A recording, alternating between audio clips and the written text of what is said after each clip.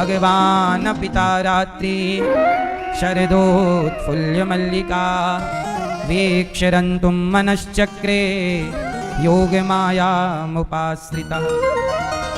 भगवान पिता रात्रि शरदोत्फुल्य मल्लिका वीक्षरन्तुं मनश्चक्रे योग माया मुपाश्रितः। आज भगवान ने गोपियों को बांसुरी बजा करके बुलाया, सारी गोपियों को बुलाया, आओ राधा ललिता विशाखा चंपकलता आओ आओ आओ। आज भगवान जानते हो क्या करना चाहते हैं? आज भगवान अपनी गोपियों को बुलाकर गोपियों की तपस्या का फल देना चाहते हैं। अच्छा ये बताओ, आप लोग इतनी भक्ति करते हो, आप लोग इतनी पूजा करते हो, पाठ करते हो, भक्ति करते हो, ये बताओ ये पूजा पाठ जप तप व्रत उपवास इस सब का फल क्या है? पूजा पाठ जप तप तीर्थ यात्रा पुण्य का फल क्या है? आंसर क्या है फल? क्या ये कौन कर रहा? क्या है फल इसका? आप इतनी पूजा करती हो मैया, भैया आप लोग तीर्थ यात्रा इतना जब तब सब दान पुण्य करते हो, इसका फल क्या है? जोर से, इसका फल क्या है? क्या है? इसका फल है भगवान की प्राप्ति। आप जो भी जप तप पुण्य उपवास व्रत दान पुण्य करते हैं, इस सब का फल क्या है? भगवान की प्राप्ति। आपको क्या होगी अंत में? भगवत प्राप्ति, भगवान की प्राप्ति। और याद रखना, जिस दिन भगवान आपको मिलेंगे उस मिलन के दिन को कहा जाएगा रास। उस दिन को क्या कहा जाएगा? क्या कहा जाएगा? तब भगवान गोपियों के संग क्या रचाते हैं? रास। रास किसे कहते हैं? ये भैया बताएंगे, सफेद टी शर्ट वाले, सफेद शर्ट वाले, बताओ बेटा रास किसे कहते हैं? सुनो, जब भगवान अपने भक्तों की तपस्या का फल देते हैं तो फल कैसे देंगे? मिलकर। आपकी तपस्या आपके जप तप उपवास का फल भगवान जब देंगे, आपके दान पुण्य का फल जब भगवान देंगे तो मिलकर ही तो देंगे। कैसे देंगे? जोर से, आपको मिलकर। और जिस दिन आपको मिलेंगे आपको आपके पुण्य का फल देंगे तो भगवान आपसे मिलेंगे और उस मिलन का नाम होगा रास। तो जिन गोपियों ने बड़ा पुण्य। अच्छा अब प्रश्न ये खड़ा है कि भगवान ने रास किनके संग रचाया? जोर से, जोर से। हाँ, भगवान रास किसके संग रचाए? गोपियों के संग। ये गोपियां कौन है? आप पुरुष हैं कि स्त्री हैं? आप पुरुष। आप पुरुष हैं कि स्त्री हैं? पुरुष। भैया आप पुरुष हैं कि स्त्री? पुरुष। भैया आप पुरुष हैं कि स्त्री? चश्मा वाले पुरुष। भैया आप पुरुष हैं कि स्त्री? पुरुष। फिर आप में तो फिर बड़ा झंझट रहेगा। आप पुरुष ठहरे और भगवान रास रचाते हैं गोपियों के संग। इसलिए आपको ना ये जो आपका पुरुष है इसे किनारे करना होगा। शंकर जी अपना पुरुष कैलाश में छोड़े, वो साड़ी लपेटे और वृंदावन आ गए। हम गोपी बनकर आएंगे। शंकर जी अपना पुरुष कहां छोड़े? जोर से, कैलाश में। वो पार्वती जी से बोले लगा के बिंदिया पहन के साड़ी, चाल चले मत वाली। और शंकर जी साड़ी पहनकर आए। क्या बनकर आए? क्या बनकर आए? ए भैया क्या बनकर आए? हाँ, तो आप कह रहे हो पुरुष हैं और यहां भगवान मिलेंगे गोपियों को। तो पुरुषों के लिए मैसेज है मेरा, वृंदावन आए हो तो पुरुष बनकर मत आओ। यहां क्या बनना है? गोपी। और गोपी का अर्थ साड़ी पहन लेने का नाम गोपी नहीं है, मांग भर लेने का नाम गोपी नहीं है, चूड़ी पहन लेने का नाम गोपी नहीं। गोपी मतलब गो मतलब इंद्रियां, गौ मतलब इंद्रियां और पी मतलब पीना। जिन्होंने अपने अंदर की वासनाओं को, गलत इंद्रियों को, गलत इच्छाओं को पीकर समाप्त कर दिया और गलत इच्छाएं मिट गईं, केवल एक इच्छा रह गई प्रभु को पाने की। जिसके अंदर प्रभु को पाने की एक इच्छा है वही गोपी है। गोपी किसी स्त्री का नाम नहीं है, गोपी एक भाव है। गोपी के भाव से भगवान को देखा जाए। वृंदावन में एक बार मीराबाई आई। कौन आई? कौन आई? मीराबाई आई। तो यहाँ पर एक यमुना के किनारे घास की कुटिया बनाकर एक संत जी रहा करते थे। उनका नाम था ब्रह्मचारी जी। वो नंग धड़ंग रहते थे, संत थे, ब्रह्मचारी थे और कपड़े पहनते नहीं थे, लंगोटी भी नहीं लगाते थे, पूरे दिगंबर, पूरे नग्न निर्वस्त्र। वो यमुना जी नहाते, गले तक डूबकर केवल प्रभु का नाम जपते। बड़े संत थे, उच्च कोटि के। और वो यमुना जी और यमुना जी के बगल में कुटिया, तो कुटिया पर बैठ के भजन करें, फिर यमुना जी में आधे डूब जाएं, भजन करें, बस इतना काम था, केवल भगवान कृष्ण का चिंतन चिंतन। एक बार मीराबाई ने नाम सुना कि ये ब्रह्मचारी जी बड़े उच्च कोटि के संत हैं, महात्मा हैं, चलो दर्शन कर आए। अच्छा, वो संत जी की एक विशेषता थी कि वो स्त्रियों से मिलते नहीं थे, स्त्रियों से नहीं भेंट करते थे, क्योंकि वो दिगंबर रहते थे, निर्वस्त्र। तो उन्हें लगा कि क्यों मिलना है अपना। तो मीराबाई से लोगों ने कहा कि वो तुम स्त्री हो और वो संत ना तुमसे मिलेंगे नहीं।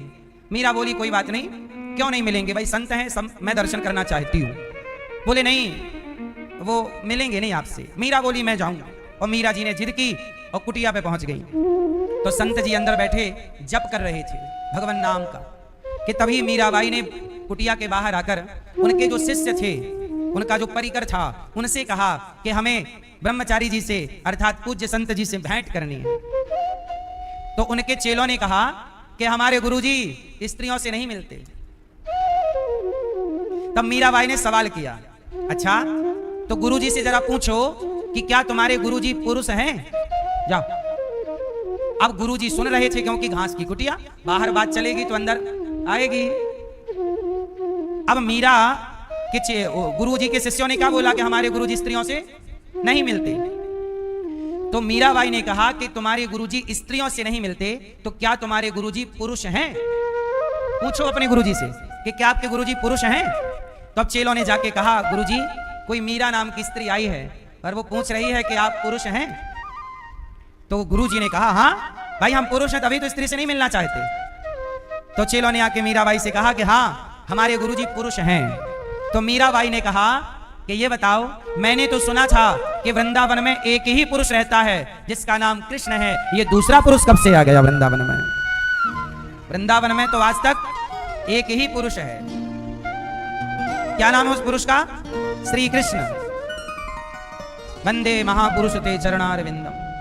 एक ही पुरुष है भगवान, ये दूसरा। और जैसे ही मीराबाई की ये बात सुनी तो वो जो साधु थे वो समझ गए कि अभी तो मेरे अंदर मैं पुरुष हूं, ये घमंड है, और जब तक ये घमंड रहेगा प्राप्ति कैसे होगी। दौड़ करके गए और मीराबाई के चरणों में वो ब्रह्मचारी जी गिर गए।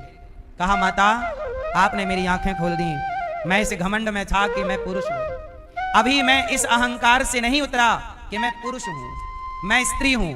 तो याद रखना, भगवान को वही पाएंगे जो ये विवेक खो दें कि मैं स्त्री हूं। आपको ये भुलाना होगा कि आप स्त्री हैं, और पुरुष को ये भुलाना होगा कि वो पुरुष है। स्त्री और पुरुष के अहंकार से नीचे उतरोगे तब प्रभु का दर्शन पाओगे। तो जो गोपियां स्त्री के अहंकार से उतर गईं उनका नाम गोपी, और जो पुरुष पुरुष के अहंकार से नीचे उतर गए, शंकर जी अपना पुरुष कहां छोड़ के आए? कैलाश। और दौड़ कर क्या आए? हनुमान जी गोपी बनकर आए, नारद जी गोपी बनकर आए, शंकर जी गोपी बनकर आए। ये मेरी माँ, ये गोपी और कृष्ण का मिलन यही रास है। आज के लोगों ने इस रास का सही अर्थ नहीं समझ पाए, तो रास को लोगों ने बोला कि तुम करो तो रास लीला, हम करें तो कैरेक्टर ढीला। आजकल के बॉलीवुड के लोगों ने भगवान कृष्ण के रास को कैरेक्टर ढीला से जोड़ दिया। क्यों? क्योंकि खुद का कैरेक्टर ढीला है, तो उसी दृष्टि से भगवान को देखते हैं। भगवान तो भगवान है ना। अच्छा ये बताओ, तुम करो तो रास लीला, हम करें तो कैरेक्टर ढीला। तो रास लीला को किससे कनेक्ट कर दिया? जोर से, चरित्र से, कैरेक्टर से। अब ये बताओ कि क्या रास लीला में किसी गोपी का या कृष्ण का कैरेक्टर ढीला था? जोर से। तो जब ढीला नहीं था तो रास लीला को कैरेक्टर ढीला से क्यों जोड़ा गया? ये सवाल कभी बॉलीवुड से आपने किया? नहीं किया। ये क्या था? ये हमारे प्रभु का अपमान है बॉलीवुड की तरफ से। और इन्हीं अपमान करने वाले लोगों को आप अपना हीरो समझते हैं, जो आपको और आपके बच्चों को गुटखा खिलाएं दाने दाने में केसर का दम, इन्हें आप लोग अपना हीरो कहते हैं। क्या ये हीरो हैं? बोलो।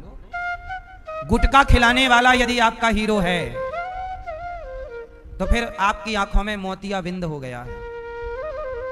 क्यों भाई? यदि आपको जुआ खिलाने वाला हीरो है, आज जितने बॉलीवुड के सुपरस्टार हैं ये गुटके का, जुए का खूब प्रचार करते हैं, नहीं करते? तो जो गलत चीज का प्रचार करे, गलत चीज आपसे करवाए, वो आपका हीरो कैसे हो सकता है? आपके असली हीरो हैं हमारे भारत के संत ऋषि मुनि, जिन्होंने सनातन को बचाए रखा है। ये हमारे संत जन ऋषि मुनि हमारे असली हीरो हैं, जो आपको गुटखा से दूर रखना चाहते हैं, नशा से दूर रखना चाहते हैं, एक अच्छा इंसान बनता हुआ देखना चाहते हैं। मैया, हे मेरी माँ, बार बार ना उठक बिठक लगाओ, एक बार जाओ एक बार आओ, बैठे रहो या जाते रहो तो जाओ, शांति से बैठो, बार बार ना उठो। ए गुलाबी मैया, बैठ के पंखा झलका लो मेरी माँ। पीछे आवाज आ रही है? हाँ। तो भगवान श्री कृष्ण ने गोपियों के संग क्या रचाए? रास। रास का मतलब भक्त और भगवान का मिलन। गोपी का मतलब इंद्रियों को समाप्त कर देना, अपनी इच्छाओं को समाप्त कर देने वाले का नाम गोपी। गोपी कोई स्त्री नहीं है और गोपी कोई पुरुष। ये स्त्री पुरुष के अभिमान से उठा हुआ और इस घमंड से नीचे आया हुआ जीव है। मैं पुरुष हूं, ये भी अहंकार है या नहीं भैया?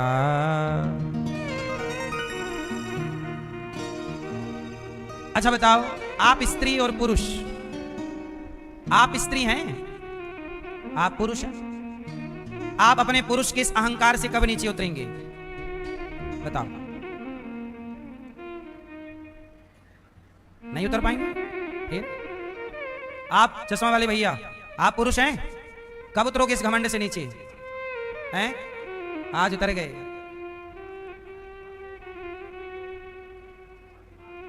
सही है, घर में आके आप स्त्री हो जाते हैं, होना ही पड़ता है। और स्त्री क्या हो जाती है? स्त्री बब्बर शेर हो जाती है। सही है, मजिस्ट्रेट वही है। कहां है मैया? इतना सताती हो?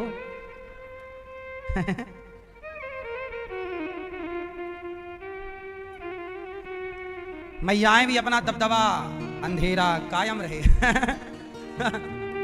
मैयाओं का अपना कायम है दबदबा। सम्राट किल्विस क्या बोलता था सम्राट किल्विस? अंधेरा।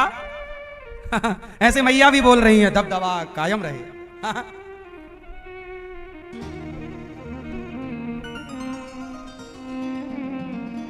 अच्छा है, होना भी चाहिए। और सुनो, पत्नियों से थोड़ा डरते रहो।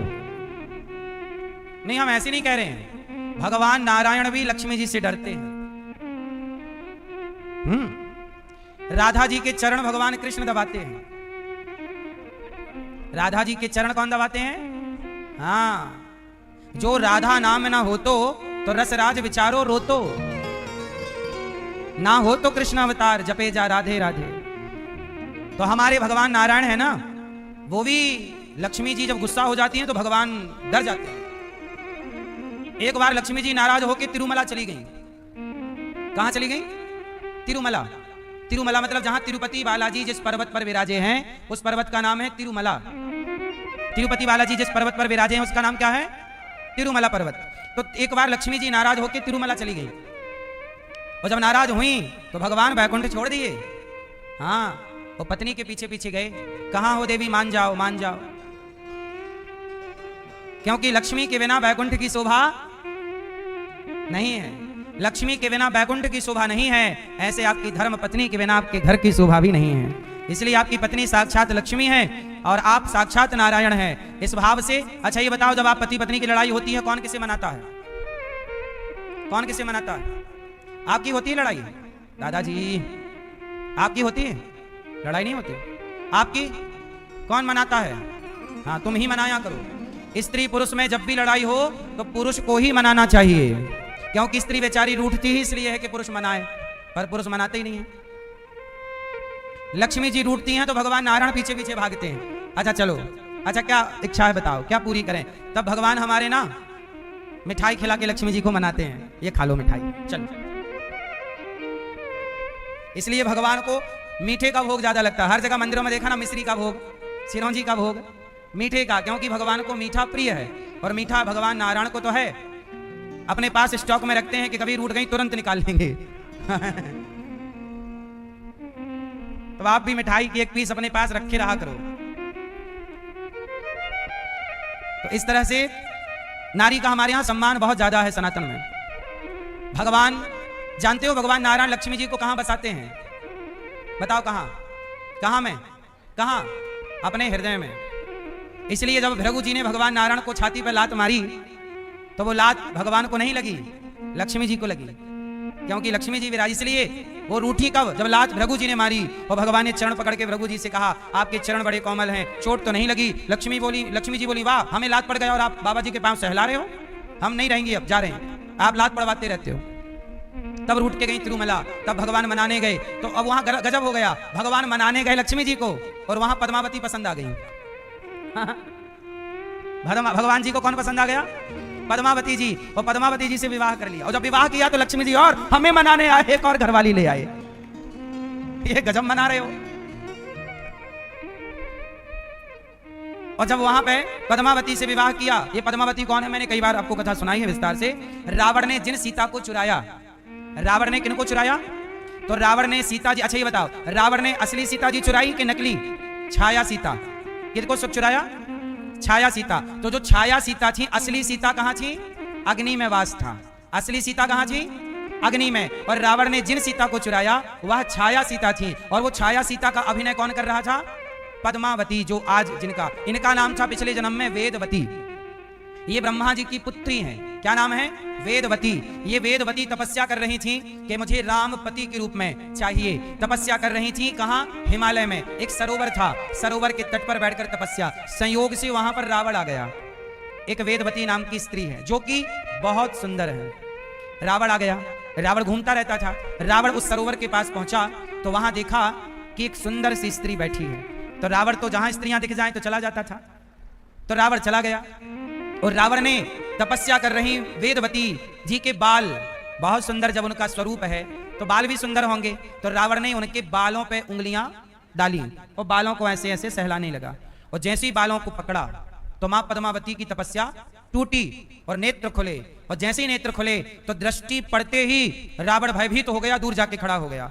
मां पद्मावती ने हाथ में जल लिया सरोवर का और शाप दे दिया, मूर्ख, तूने मेरी तपस्या भंग की है, जा आज के बाद तूने किसी स्त्री का अपमान, तूने किसी के बाल, किसी की स्त्री का स्पर्श तूने उसकी मर्जी के बिना किया, उसी दिन से तेरे सर्वनाश की गिनती चालू हो जाएगी। और तूने मेरी तपस्या भंग की है रावण, तेरे विनाश का मैं कारण बनूंगी।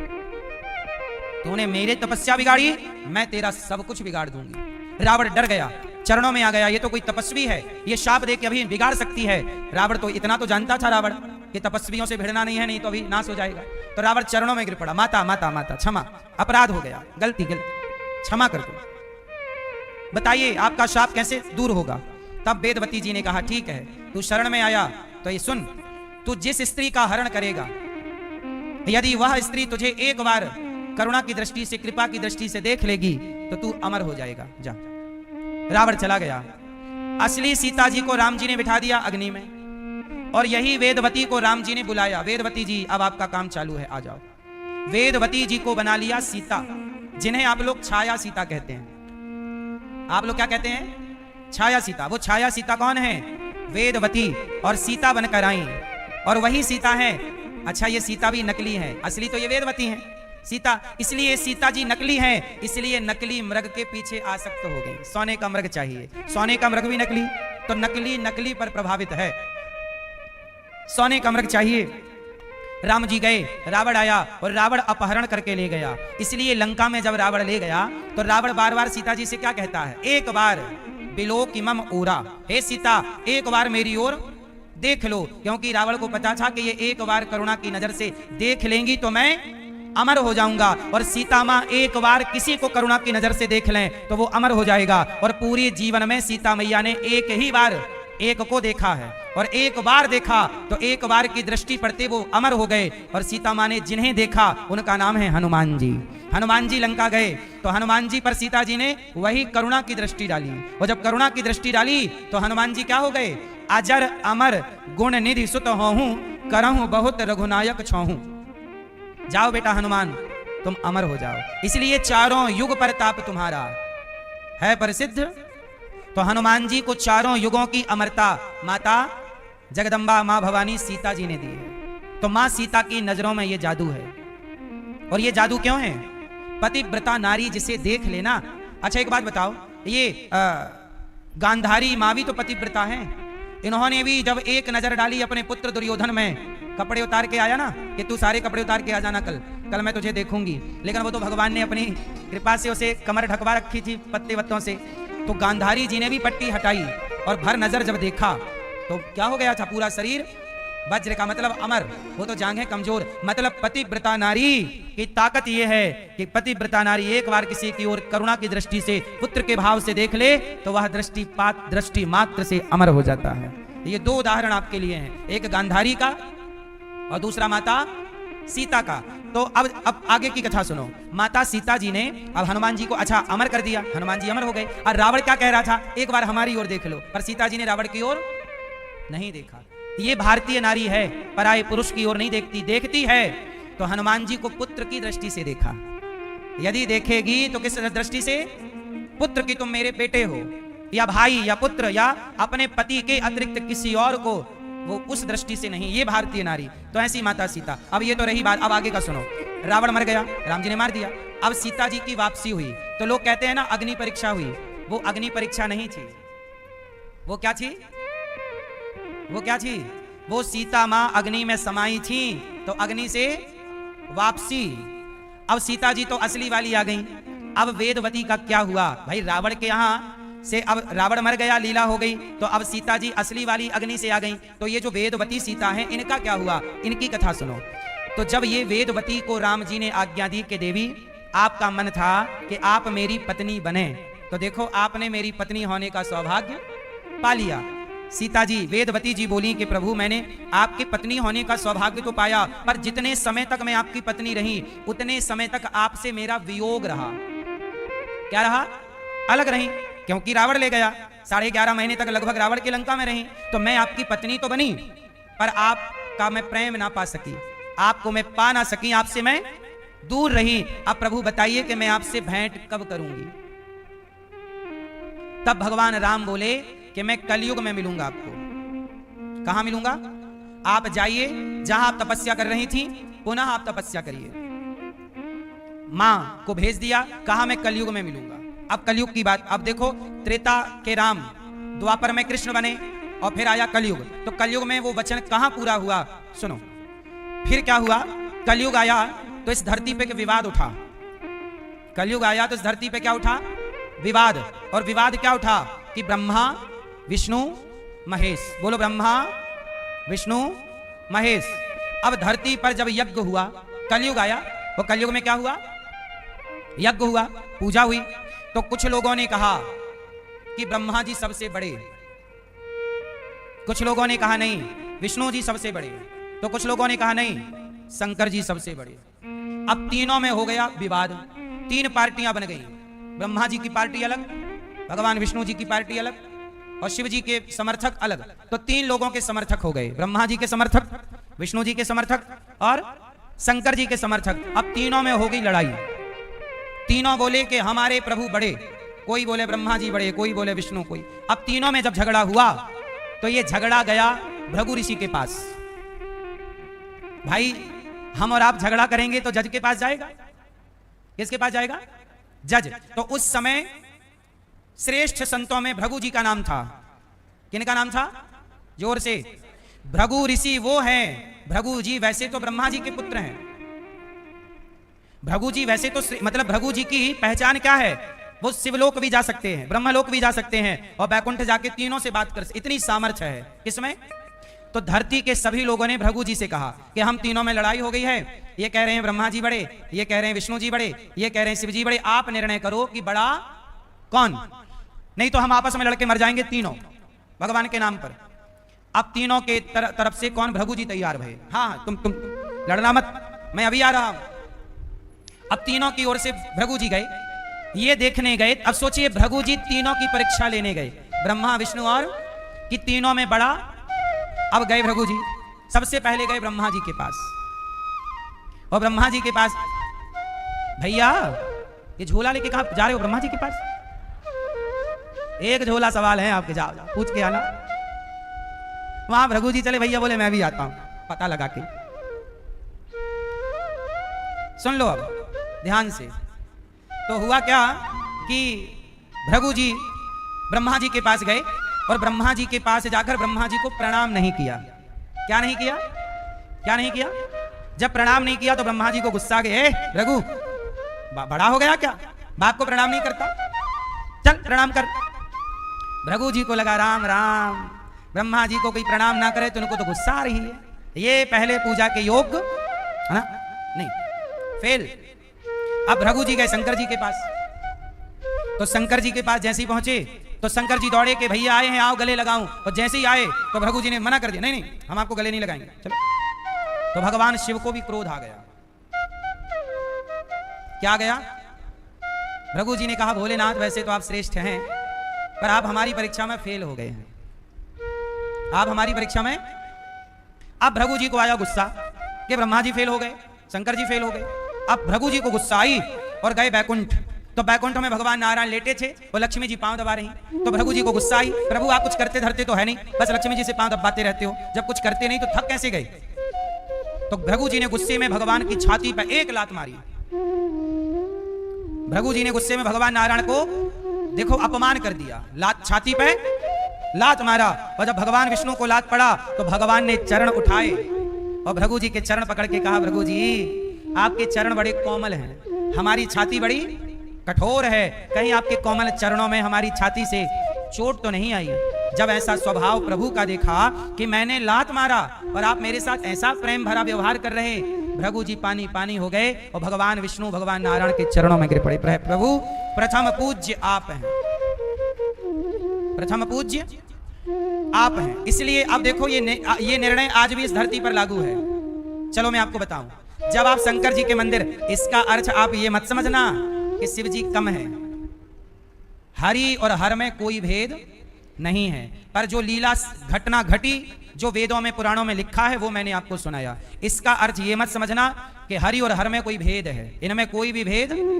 अब आपको इस जो भृगु जी का न्याय हुआ उस पर आज भी अमल करते हैं लोग, उनका न्याय आज भी इस धरती पे लागू है। अब जरा सोचिए, सुनिए, जब आप शंकर जी के मंदिर जाते हो और शिव जी का कोई भी पूजन करते हो तो कोई भी पूजन करने के पहले पंडित जी क्या कराते हैं? जोर से संकल्प। क्या कराते हैं? जोर से। और उस संकल्प में सबसे पहले किसका नाम बोला जाता है? 3 बार बोलिए, क्या बोलते हैं? विष्णु विष्णु विष्णु। 3 बार क्या बोलेंगे? तो चाहे आप शिव की पूजा करिए, चाहे आप गणपति जी की पूजा करिए, पर संकल्प में प्रथम नाम किसका आएगा? विष्णु भगवान का। इसलिए भृगु जी ने कहा कि तीनों अपनी जगह श्रेष्ठ हैं, पर प्रथम पूज्य भगवान विष्णु हैं, भगवान नारायण। तो इसलिए इस धरती पर चाहे शिव का यज्ञ करो, चाहे दुर्गा माँ का यज्ञ करो, शक्ति यज्ञ करो, चाहे गणेश जी का कोई अनुष्ठान करो, कोई भी पूजा पाठ अनुष्ठान आप करेंगे तो आपको जो भी संकल्प होगा, कुशा हाथ में रख के, पान का पत्ता हाथ में रख के,